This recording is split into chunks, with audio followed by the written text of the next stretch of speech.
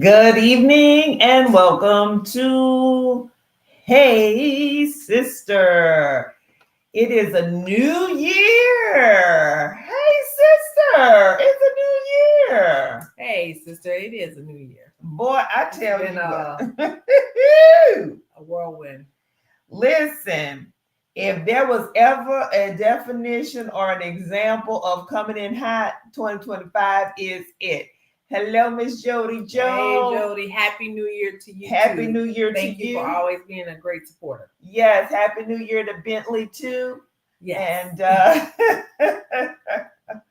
man, we have some things obviously we're going to chit chat about with you all this evening. Not as jovial or jubilant because I mean, how many days has it been? Today's January 5th. Today is January 5th. So shout out to the men of Kappa Alpha Psi, especially my husband and my son. It is their 114th Founders Day. So shout out to all you Kappa men out there who continue to achieve in every field of human endeavor. Did I get that right? I believe so. I am not a member of the organization, but Okay. It sounds about right. Okay. Shout out to Robbie. All right. I think I got it right. All right. Yeah. So, but tonight as we said, it's really more of a somber mood, a more somber tone. Normally we do a year-end review and kind of review all the shenanigans and foolishness of the previous year, kind of talk about what our goals and resolutions, and we don't really do resolutions anymore, but things that we want to achieve and that we're looking forward to. But I will say this, I listened to the song, you've all heard it before, about Blessings on Blessings. I listened to that song with a new ear just the other day, and I'm taking from that, I'm speaking blessings all year. Good. What about you? That's awesome. Listen, you had me listen to the song. I definitely will incorporate it in my regular routine. This has been a hard transition for me. So coming out of 2024, I think look, I had overall, I think I had a great 2024, right? I started the year, got to go to Hawaii, then we went to Belize. It feels like so long ago, but we did go to Belize. Obviously, you had a daughter graduate from high school, go to college. You have a son who became a member of Kappa Alpha Psi. There's a number of things we can look back on in 2024 and have a lot of gratitude over. But I mean, this last week, it's 5 days. It's been 5 days since the start of the new year, and it has been heavy. So I will listen to. I read the lyrics of the song, and will do my best to approach it differently too. But it's tough. Yeah. Well, first we want to start with a rest in peace, rest in power to the 39th president, Mr. Jimmy Carter. He transitioned and went on to rejoin his wife, Rosalind Carter. If you believe in that type of reunion, Jimmy Carter is the first president of my consciousness, in terms of memory as a child. So he's the first president in my consciousness. And, people reflect on his history as a president and his post-presidency, and they talked about him having a failed presidency. I don't really think it was a failed presidency. I think there were things that Jimmy Carter was prescient about. And if we had taken heed to, I think our country would be in a better place from an energy perspective, from just kind of a transformation in terms of the social safety net that quickly deteriorated. From a humanitarian perspective. I think even from just and I don't want to just say moral, but just in how people speak to each other, just kind of that decay in kindness. I mean, he was a man of kindness. He was a man of true faith. right? Of true faith, not this what we talk about, the acting or the performative faith. He was Yeah. a man of true faith, and he demonstrated that in how he lived his life, and also was a recipient of the Nobel Peace Prize. And so I just say, you know, rest in peace, rest in power. And what I would encourage people to do is just go back and reflect back on really some of the lessons, some of the things that he said, some of the things that he tried to get us to do as an American society, to really examine our consumption, and really examine about our energy policy, and just the various things that he did. I don't know, did you want to add to that, or what are your thoughts? I think you hit a lot of the points. Obviously,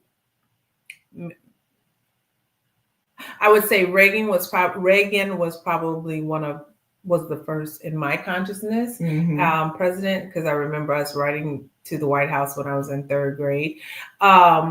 But you know, hindsight is always 2020, and as you grow older, you learn a lot more. You know, there's a different narrative on our presidents than what I had as a third grader.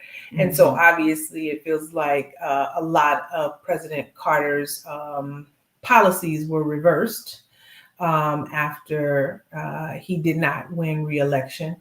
And to your point, I think that he had some foresight that maybe we should have taken into consideration. Maybe one of the lessons, you know, number one, he did a lot of work as a humanitarian after he was no longer in the White House. So I think that's one of the lessons, to find purpose and to and being a good human, right? A good global citizen. But then I think the other thing is, so often, and I think the recent presidential election is reflective of it, we walk into the voting booth seemingly with this "what have you done for me lately" attitude. And as a result, we miss a lot of things. We're missing the fact that there are policies that are being put in place today that won't have an impact for a few years down the road. Right. And again, if we had perhaps listened to some of President Carter's ideas and suggestions and allowed him that second term, or others had allowed him that second term, perhaps we would be in a better place, specifically when it comes to our humanitarian efforts as well as our environmental efforts. We would be in a better place. Perhaps we would not be with who we know is about to occupy the space. But rest in peace to President Carter. Yeah, rest in peace, President Carter.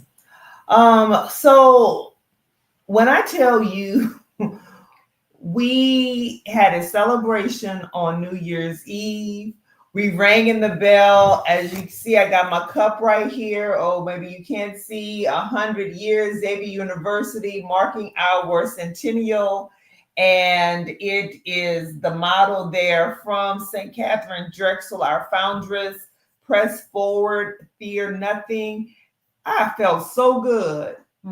Stayed up late and felt so good on New Year's Eve to then awake. Well, and into New Year's Day. Into New Year's Day, into New Year's Day, because it was well into the New Year's Day in my time zone. But then to go to sleep and wake up the next morning with the attack. So the first one is there was a New Year's attack, and this is really another mass shooting incident in Queens, New York. Tell them about the SOAR system. No, it just seems that there was a nightclub, and I guess there was some sort of memorial that was being an event for, which was a memorial to a young man who had been tragically killed in October or so, or April of 2024. I believe they said April 2024, something to that effect. But anyway, so it seems like it was a memorial, and yet I think over 30 shots or so rang out. at this nightclub in Queens. It's at the end of the day, like you said, it's a mass shooting. Mhm. We'll drop a link. You can read more about it. I think the overall message is these shootings. I think what you qualify as a mass shooting if it's 4 or more. No, yeah, you know what, these social medias. Mhm. Um, I feel like we're allowing these things to become too commonplace. Mhm. And I know we've said that many times before, but it really, every time people have so often said, especially for a New Year's Eve night, that they heard bullets, they heard shots ring out, but they thought it was fireworks. Mhm. So it kind of makes you feel like maybe we should get away from doing the fireworks because too many people are also combining that with gunshots. But thankfully no one was killed in this attack, but yet and still it's a reminder that there are far too many guns and people are too quick to act in violence. And again, if it was a memorial, now I don't really get why. And we dropped the link. I don't think it didn't post to YouTube, but you can read the link. I'm not really sure why there was a memorial at a club that had already had a shooting. There was a previous shooting in April of 2024. That's what it was. So the young man got killed, I think, in October. But I don't know why that would be the location, but it was. So, yeah, it's becoming too normalized. It's too normalized, and it's to the point now where it's kind of just like it doesn't even register in our consciousness. Well, it doesn't register, especially when we have what else we woke up to. Okay, so and we're doing these out of order. We're doing these out of order intentionally. Yeah. Because obviously New Orleans impacts us more personally in terms of just understanding.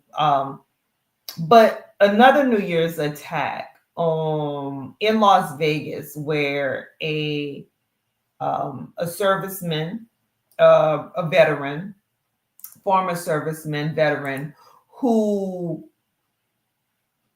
made the Tesla Cybertruck, basically turned it into an explosive device, pulled it in front of the Trump International Hotel there in Las Vegas, and shot himself, and also exploded with a detonation device, exploded the Cybertruck.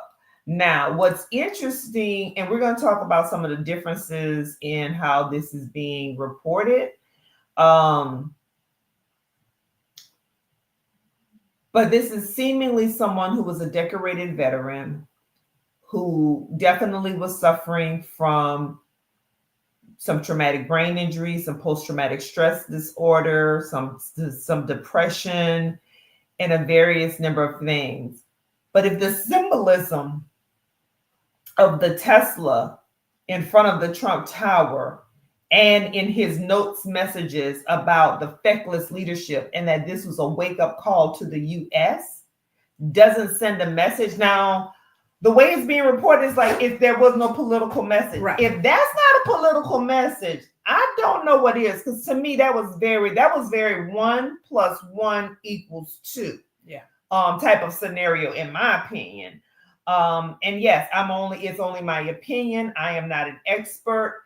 But as you read the statements that were made, this was a man who was suffering, probably mentally, emotionally, and physically, from the time that he served, and talking about, wake up, but also unburdening himself from the lives lost and the lives that he took. So we know that this has been a burden and a struggle for him. And he does speak to the presumptive collapse of this country based on the leadership. So for them to say in such a definitive way that it was not a political violence or a political message. I'm like, where do you see that at? Well, to not only say it's not a political message, just to add that he had no ill will towards the incoming president. I mean, you don't know that. Again, it was a Tesla. It was Trump Towers, and it was in Nevada. And so I do think that feels like it's quite a lot of messaging, actually. Yeah. Again, feckless leadership was alluded to. Wake up calls to America, unburdening himself. Collapse of America. Yes, the lies that he took, but also the brothers that he lost. It's interesting that, and we'll talk about this more in the next topic, but it's interesting that one hears the word radical Islamic terrorism, and they can link it with absolutely no cost to open borders and immigration. But a Tesla in front of the Trump Hotel in Nevada, that's just pure coincidence. It doesn't make sense. And quite frankly, I have to say, I am just disgusted with our news media at this point. Mm-hmm. I'm disgusted with the way they tell stories. I'm disgusted with the way that they don't present facts and they give a whole lot of opinion. This is an opinion platform. Yeah. We don't espouse to be journalists. Don't it's we do read, we do watch news programs, we do check out articles, but we don't espouse to be experts in any of these matters. And as we watch the experts appear on show after show and talk about what they think and what they believe, and not what the evidence and the data or the facts show on news programs, is highly offensive. Yeah. And in the year of our Lord 2025, I'm calling BS. And on all of them, local, national, cable, broadcast, all of them, because at the end of the day, and you so-called TikTok journalists and platform journalists like this calling BS on all of it, because the bottom line is people are so ill-informed and so drawn to reinforcing their confirmation bias. You are not giving people information. And people need to be given information from news sources. Leave the editorial page to the editorial page and the opinion page to the opinion page. But everything else should be straightforward. Yeah. And when you have, you are, is this gentleman a decorated soldier? Perhaps he's a decorated soldier.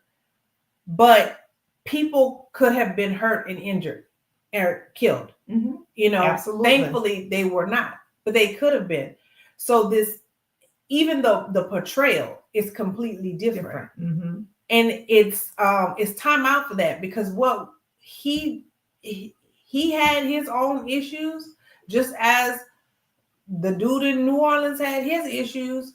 And we're going to talk about some of the reasons, like what is happening with our military veterans and why are we not doing a better job of supporting them? Because this is not, it's not just these outliers, right? Like these things, there is intersectionality. And when people act like there isn't, that's the frustrating piece, because now you're insulting my intelligence. Right. And I posted something about that the other day, just in one of my random thoughts and ruminations. Mm-hmm. Like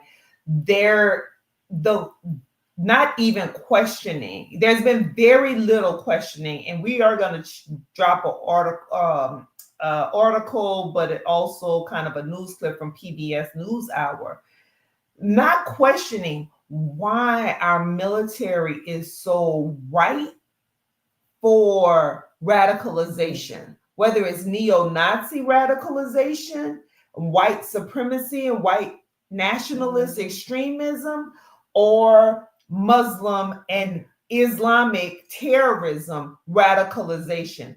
We have people that have served in our armed forces who are on both extremes, and get radicalized very quickly. Now, normally they're not in their 40s because we talk about the prefrontal cortex being fully formed and whatever. Right. Normally they're not in their 30s and 40s, they're younger. But people are going down these rabbit holes and not having real information.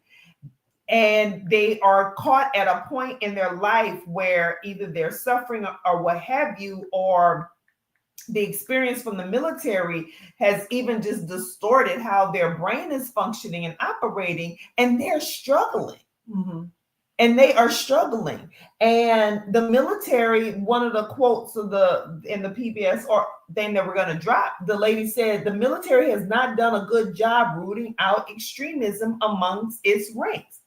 Because not only did the gentleman from Las Vegas, but also the gentleman from New Orleans attack, both served in Afghanistan. Mm-hmm. Both were at Fort Bragg, which is now Fort Liberty or Fort Glory, whatever. Fort Liberty. But both were at that Army military base. And so is that a odd coincidence? It likely maybe is an odd coincidence.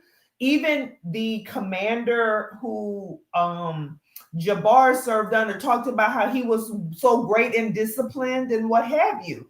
How do these people who sacrifice so much, who are disciplined, who are focused, how do they succumb so easily in what seemingly a short period of time to this extremism? And like I said, it's extremism on both sides. It's not, there is no in between, because again, amongst the members of the Proud Boys are military veterans. Amongst some of our, and it's not just the veterans, it's our police forces. And so what is attractive? What is attractive about extremism and this radicalization of people who served in our armed forces? And I would love if someone is a veteran out there to drop a comment, or feel free to connect with us if you would like to come on and have a conversation about this. But this has been an ongoing rise of these radicalizations. We've had U.S. Army members go over to fight on the other side. Yeah. After having left our military. I mean, gone over into Syria and was trying, I mean, there's a lot happening. Mm-hmm. There's a lot happening here. I know I said a lot, sister, sorry. No problem. Let's get to New Orleans. So this was the first one we woke up to. This was the first one we woke up to on New Year's Day. And I mean, as I just saw the searching for local news to watch, and as I just saw the scene from the street, I knew the intersection right away. I knew it was a one-way street. You know, I knew everything about having walked that walk so many times, how that's like, oh yeah, that's when we're leaving. We've already been down on Bourbon Street and we're leaving, right? Like we knew that intersection of Canal and Bourbon Street so very well and have been there many times. And the people who are usually playing the buckets on the sidewalk right there, the little man playing his horn in the wheelchair right there. It's like there's so many thoughts that ran through my mind, so many just clear, distinct memories over going to New Orleans over my course of my lifetime and spending time in there in college and graduate school, going back for conferences. I recognized that area immediately. And so that part was heartbreaking and devastating. I'll just leave it right there. What about for you? Yeah, I mean, listen, when you all told us that, woke up and got the news that there had been this man drove down Bourbon Street and plowed into, at the time, it was initially reported, I believe, as 10 people were dead. It was jarring. And, obviously not native New Orleanian, but like you said, been to New Orleans, been on Bourbon Street, been in that vicinity many, many times, like way more times than I can even remember. Mm-hmm. And so it's jarring. And then as the details started to unfold, you're just like, this doesn't make sense. Yeah. Right. This does not make sense at all, because because the first thing we were like, well, you can't drive down Bourbon Street. Right. That's the first thing. Like Bourbon Street, you can't drive down Bourbon Street.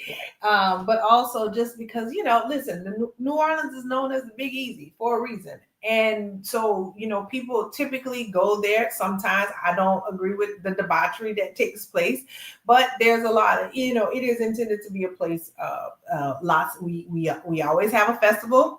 We have lots of music. It's a lot of celebrations. And people dancing, were there for the Sugar Bowl, which there for the Sugar Bowl. Mm-hmm. All these things. And so when you hear this news, you're just like, what is really going on? Right.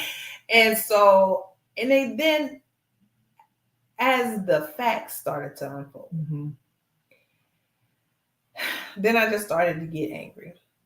Because then we first saw one of the press conferences. The first press conference when the mayor said it was a terrorist attack, and then the agent in charge who was there on the scene saying, that they couldn't say it was an act of terrorism. Then the news just started splitting infinitives and splitting verbs and nouns and whatever. And it was like, you know what? We are not going to be talking about definitions and legal definitions right now, because clearly it was to invoke fear. And anytime you do something to invoke fear or terror, it's terrorism. Right. Whether it was domestic and homegrown, or if it was inspired by foreign adversary, as you like to say, either way it goes, it's terrorism, because it is a methodology to evoke fear. I am so sick of us getting on these platitudes about, the experts and the right definition, and they shouldn't have said this and shouldn't have said that. Stop it. That was not even what was most important at that moment. Right. So that got on my nerves. That was number one. That was the first. That was number one. Yes. And so at that point, we were still in Florida. And pissed off. And I'm telling y'all a lot of business, but we were still in Florida because, and I'm saying that for a reason, because now we're not in Florida. We're watching local coverage right now. But we watched local coverage. Yes, we logged in. We did watch local coverage. The streaming I'm just saying we logged in. We went on YouTube and different things so we could get to the local news, because it's like, we wanted to hear it. I ain't feeling what y'all putting down here. Well, and because it was so, we would hear one thing on one news source and then hear something else somewhere else.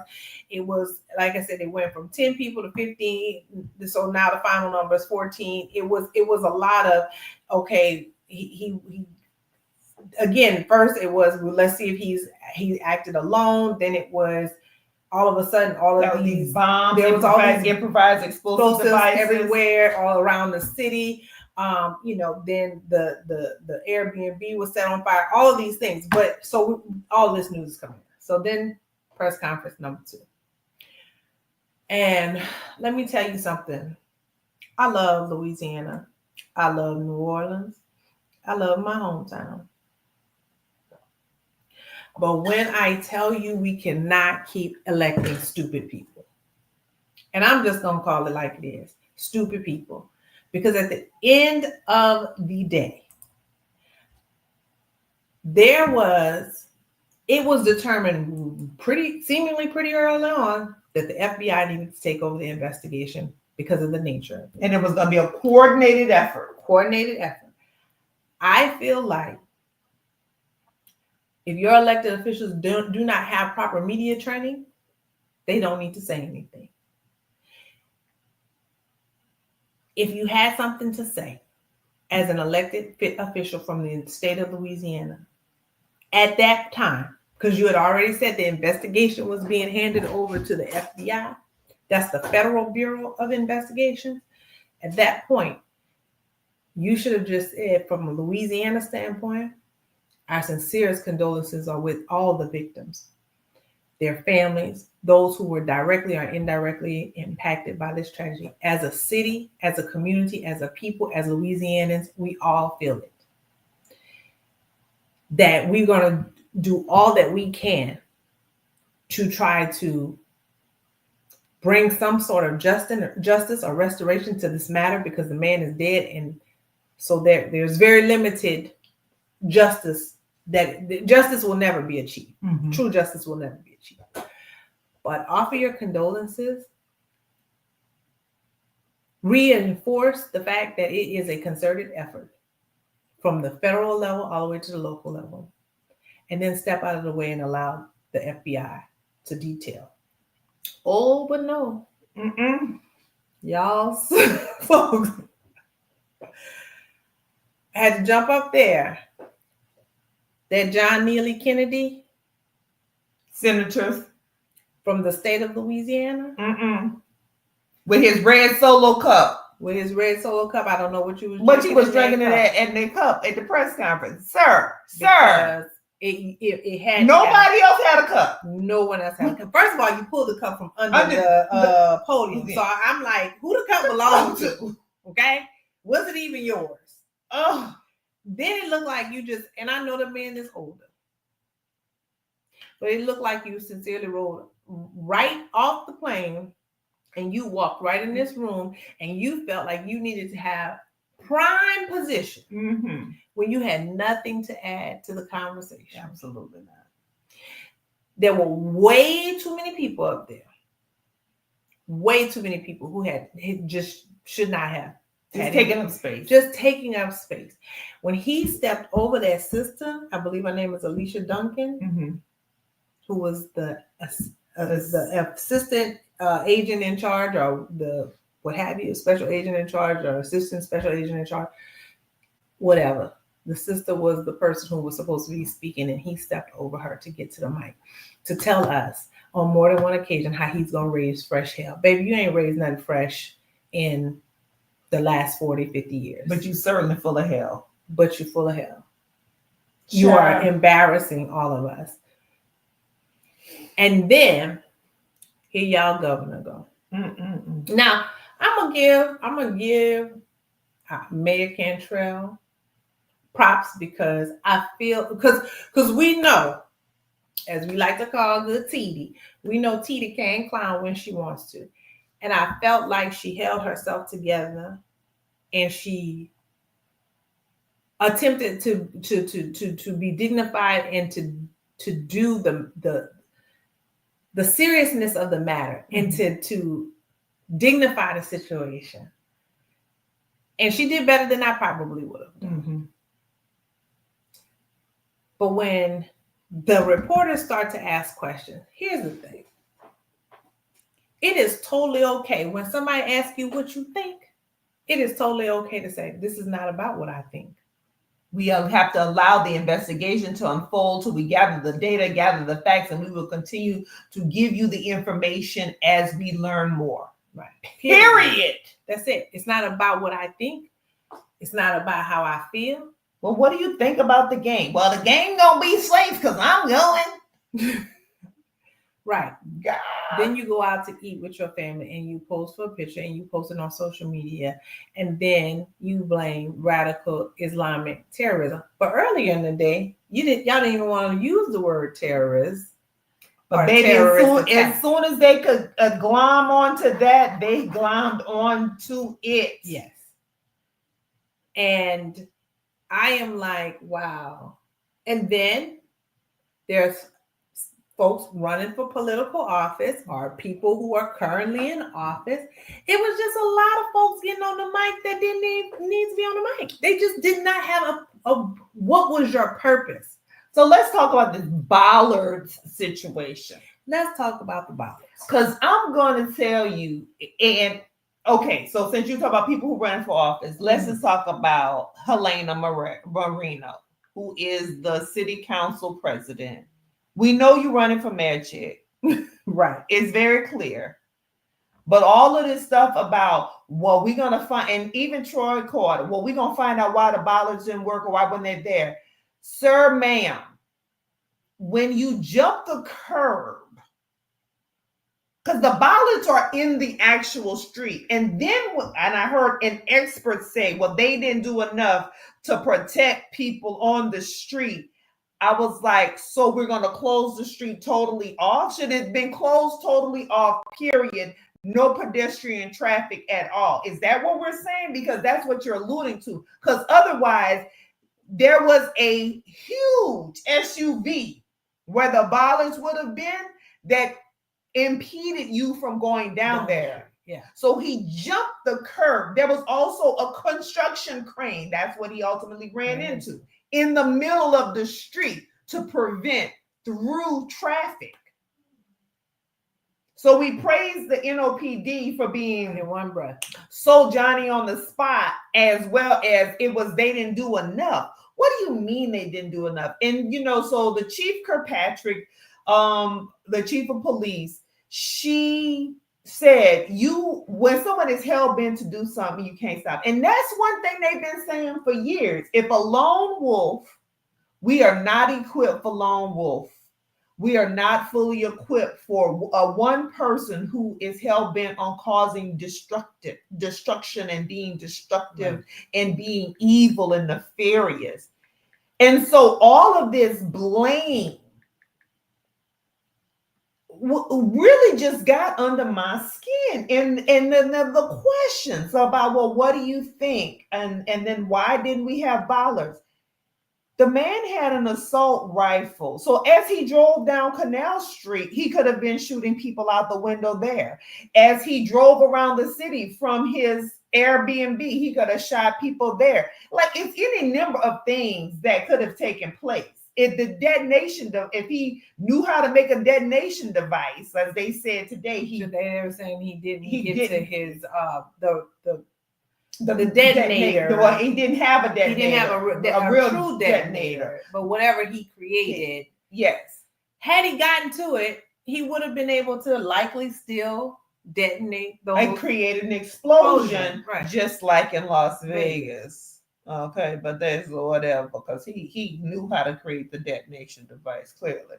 But it's just all of this. But trying to find things like the source of the material that was used to create this IED is possibly from overseas, and they're like, no, it's not from overseas. Like, we want so badly to make this connection between this person and Islamic terrorism over there somewhere, and it's like people are being radicalized right here in the United States. Just like you sit on this computer watching us, they sitting on the computer going down somebody's rabbit hole. Just like there's a dark web which has all of our information. There's a dark web where things are being sold. Right. You often using cryptocurrency, because things that are untraceable and untrackable. And you could go on YouTube now. If you're watching this on YouTube, you can go and find how to make a bomb. We don't need to say, but you can. You can. The bottom line is all of this stuff is out there in our ether, and we have not addressed that issue. We have not addressed what we allow on our airwaves. And as someone asked the man today about, well, how can the FBI track? And he was like, well, we can't just follow everybody's social media. Like, if you see somebody saying something foolish and reckless online, you need to report that. You need to say, hey, I think this person is dangerous. But what not always, but what generally happens is people were like, oh, well, that wasn't the person that I know. Oh, well, they were acting uncharacteristic, but I didn't want to say anything, right? Nobody wants to say anything until shit happens, and then everybody is on the news. Or you don't think it's your problem. Right. It's somebody else. But we got our phones, and we're going to record stuff. But we don't want to get involved. So here's my thing about the bollard situation. Like you said, if you jump the curb, if you drive on the sidewalk, from everything we've seen, from all the angles we've seen, like you said, the young lady with the red hair, she just barely jumped out of the way. It very much looked like he went around and he was on the sidewalk. Okay, jumped the curb. So there is no mechanism. Jumped the There curb, was went back into the into the street. So there was no way that they would have been able to prevent him from doing that aspect. Mhm. And let's just say, even if he hadn't jumped the curb, what have you, clearly the man was planning to kill somebody. Yeah. He had a lot of things going on. They, for lack of better words, referred to it as a silencer, what he had on his gun. Again, something that was homemade. Okay, so all of these things, and now we praise the NOPD, we praise the response in one breath, and then in the next breath, it's a fault of, the city not doing enough. Listen, if you told me that somebody hit a sinkhole in the city of New Orleans, a pothole, and busted up all the front of their car, I'm gonna say, yep, that happened. And I'm gonna say they city ain't doing enough. Right there, right. How about that? Because we know that the streets are raggedy. They will swallow your vehicle whole. Right. If you looking thinking you on a flat surface, and then boom. And if you want us to, if you want to point to some things that need to be fixed, we can point to a lot of things that need to be fixed.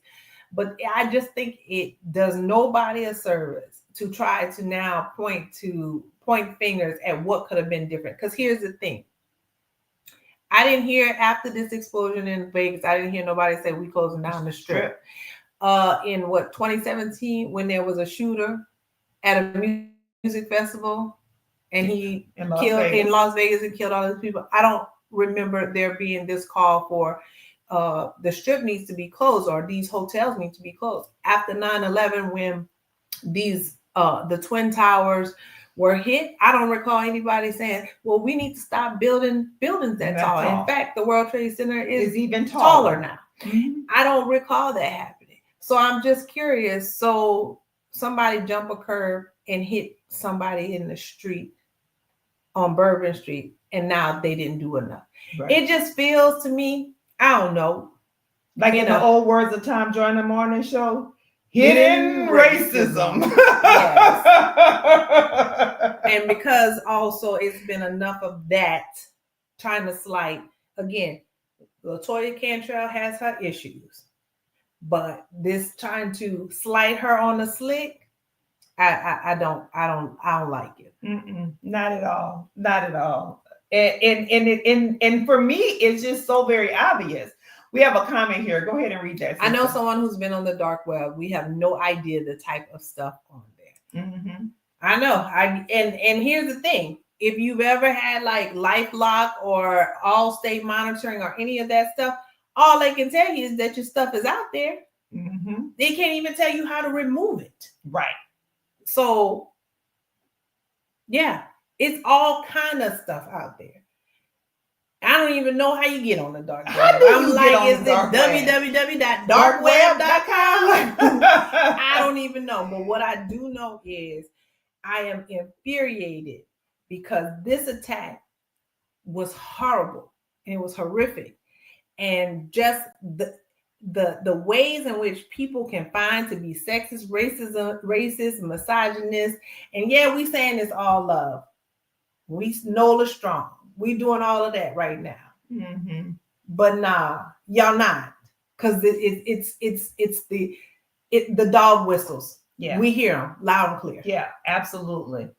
And then as we said, when you juxtapose the way, just even the speaking about the two men, right, who were both military veterans, who were in Afghanistan in 2009, who also did their training at Fort Liberty, or formerly known as Fort Bragg, who both rented their vehicles who both rented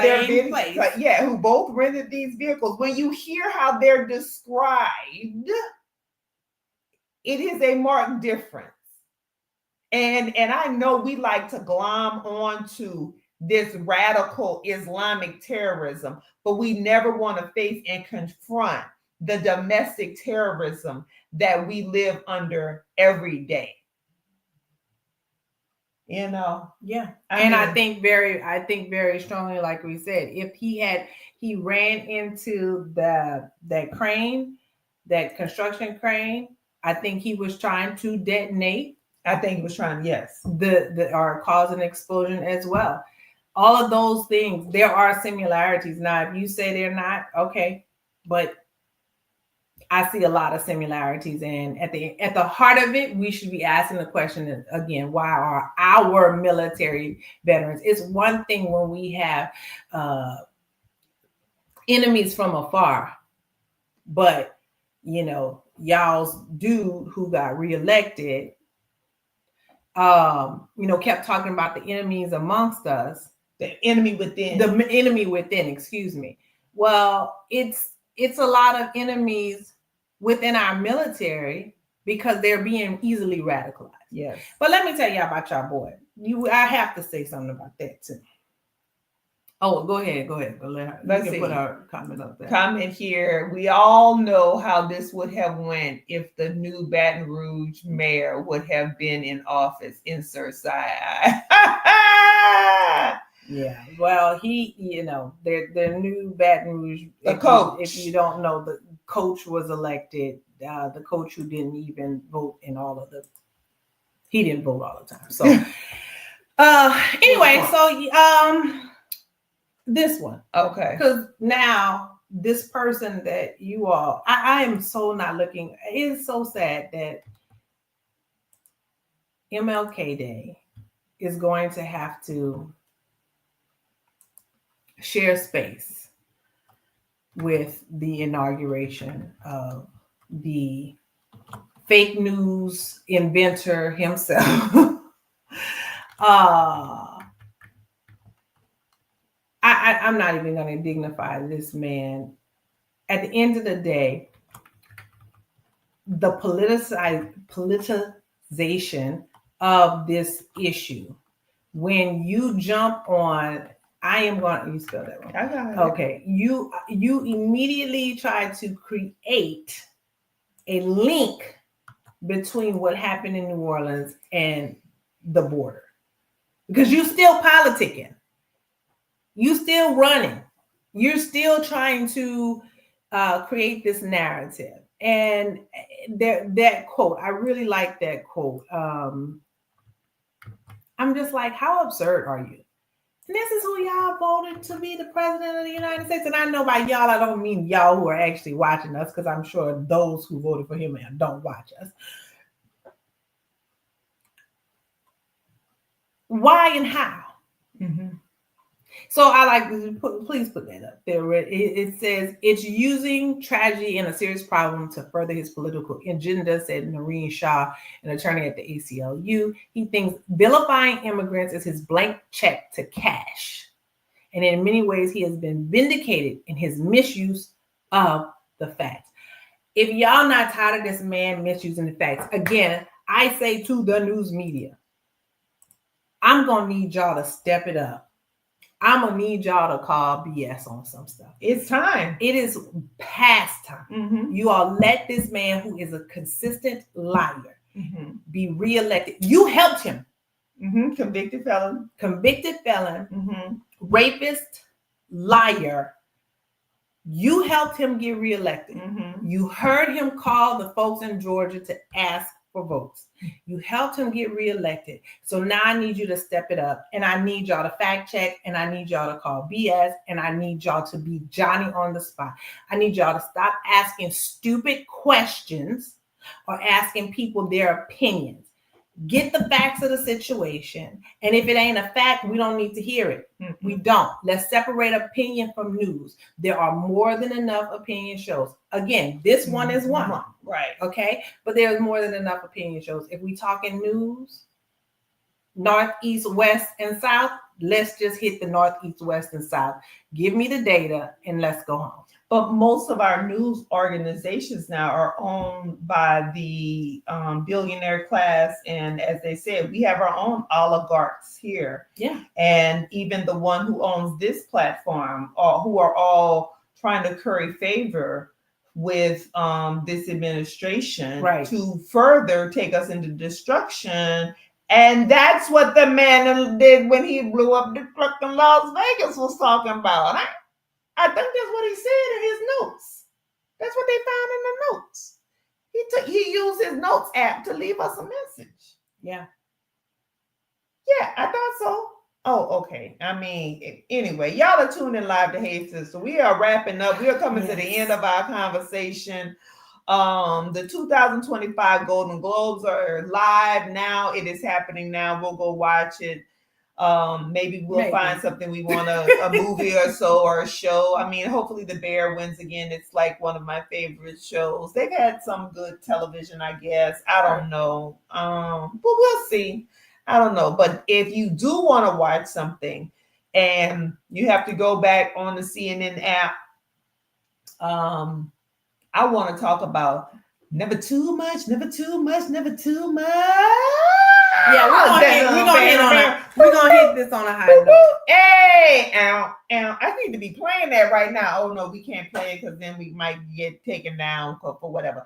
Let me tell y'all something. This documentary on Luther Vandross was so beautifully done. And I saw so many people talked about the tears they shed. I did not shed a tear. I did. At the end, I was a little sad, but my heart was so full. My heart was so full of joy because I got to live in a time to hear Luther, to witness Luther. I got to live in a time where I actually saw him on stage at the Essence Music Festival, one of those early Essence Music. So the production and all of that. And I remember because he came on late that night, very late. Because Essence can run late sometimes. And I was kind of falling asleep. And his voice pierced through the whole Superdome, so clear, so resonant, so powerful that I was like, oh my gosh, this man sounds exactly like the record. And that was an alive performance. Luther was everything. And that documentary was so well done and beautiful. It was just so beautiful to me. The way it was shot, his words and story, the interviews. I don't know. It was definitely not too much for me. So I don't know. What say you, sister? It is Luther is never too much for any of us. Yeah. I think that I enjoyed, like you said, the way it was shot, the story that was told. I loved how he talked about when the question was asked if he grew up poor. Because let's call a spade a spade. Some entertainers will lie and create these narratives about their tough life growing up. And he was like, no, if I was, I didn't know. I had Christmas gifts. I had all these things. Food on the table, community, love. He had all the things. And I thought that was a beautiful way to start the story. And let's pause there for a second. And I love it because for us as Black people, there still seems to be this narrative that that Blackness and poverty are like synonyms. Yeah. And not just that, but that, there had to be this brokenness, this tragedy, this brokenness. Yeah. No, I was whole. I had a 2-parent household until my father died. No. Actually, we just very normal. Right. So I love that that's how it started. I loved Jamie Foxx's everything he was saying was just funny to me. I think what just made me sad though, when you look back on a lot of the jokes, about Big Luther, Lil Luther, the Kentucky Fried Chicken, those kind of things. We're in this era of body positivity all the time, right? And there's beauty in that. We're also in the era of I feel like we're GLP-1s and everybody's trying to lose weight still. Right. And don't want to be honest about it. But I think that where I did have a level of sadness was when he talked about the song Any Love. And to just think that having all this fortune, having the fame, having the material success, and not really feeling like he had the type of love that he wanted to have, that was sad to me. Mm-hmm. And it was also sad to me that there was so much focus on his weight. And obviously it started to get on his nerves. And I could think about that. I think about if there's just one dimension of your personality, that's all you ever hear about. Mm-hmm. That would be annoying to you. I mean, this man, like they said, he was making bank from jingles, right? He was making a lot of money from the jingles. From jingles, from writing, arranging, from producing, composing, all of these things. That. So he probably never had to step on stage. Probably made the least amount of his money being a performer. Exactly, because when you saw the production, like he said, y'all gonna get y'all money's worth. When you're the artist and you put on the show, you produce your tours and stuff, you pay for everything. So those costumes and everything, you pay for all that. You pay your band, you pay your backup singers, you pay for all of that, your travel and everything. As the artist, that comes out of the expense line, right, from doing that tour. So he wouldn't have been fine if he would just stay behind the scenes, because he was making. And then he was a backup singer too for many years, and so to put himself out in front, mm-hmm. and to have people often criticize him for his weight, to think that so many love stories, like Miss Jody said, that Here Now was her first dance wedding song. Mm-hmm. To think about all of the weddings and babies and all the love that was created through Luther's music. And that's why Jamie Foxx says she wants some Marvin Gaye, some Luther Vandross, and a little Anita will definitely set this party off right. I mean, that's what he said, right? I mean, and so it just makes me sad that he didn't get that. But I hope he knows that loved, adored. What is your favorite Luther song? Drop it in the chat, anybody. I will say my favorite Luther song is Superstar, and it is because, like I said, it was and that's a remake. It was a remake. It was a cover, I should say. A cover of the Carpenters song. But you know what? This is the thing. I don't think it was called Superstar when it was done by the Carpenters. It was. It was called Superstar. I don't care if you call it a cover. I don't care if you call it a remake. And as Dionne Warwick said in the program, baby, when Luther did your song, it was no longer your song. It was Luther's song. Because baby, whenever Luther did a song, listen.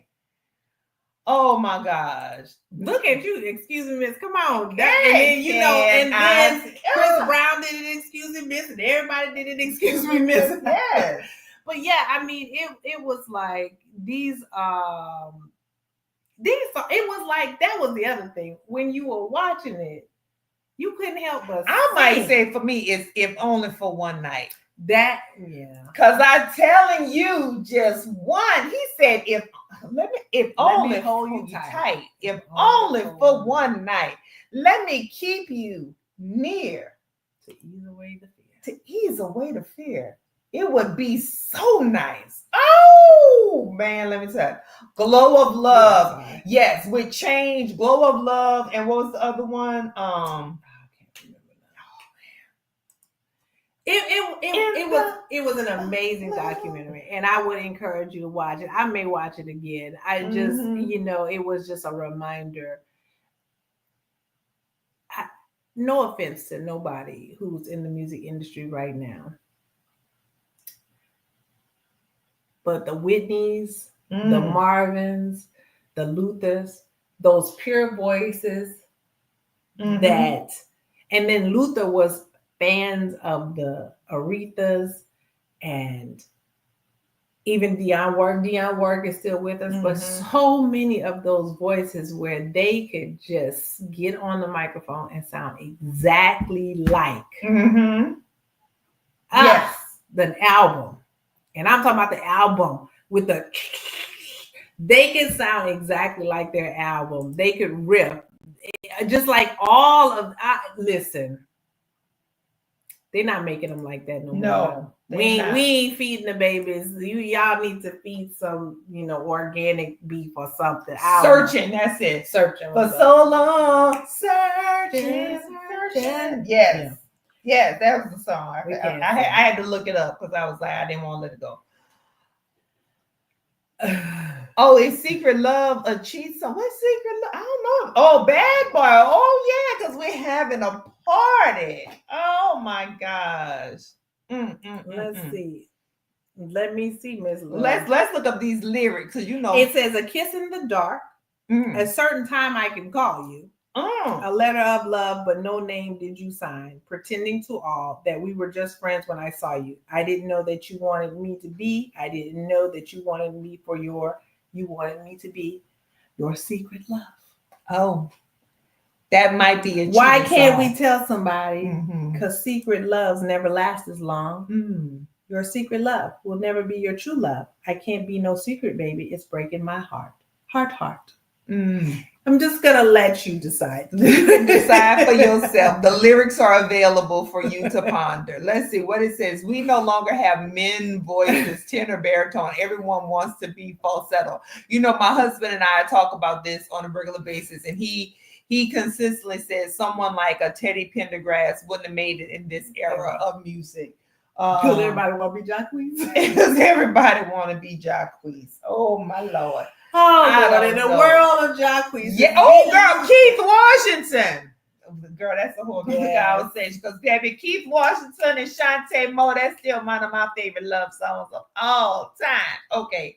Anyway, but we wanted to end tonight on a high note. And so if you haven't watched the documentary, if you have watch it 1 time, 2 times, 3 times, 4 times. Watch it as many times as it takes so that people know that this is the content that we want and that it nourishes our soul and our spirit. And that's what we demand of them in the year of our Lord 2025 is the celebration of our humanity, the celebration of our spirit, and the celebration of our boundless talent within our community.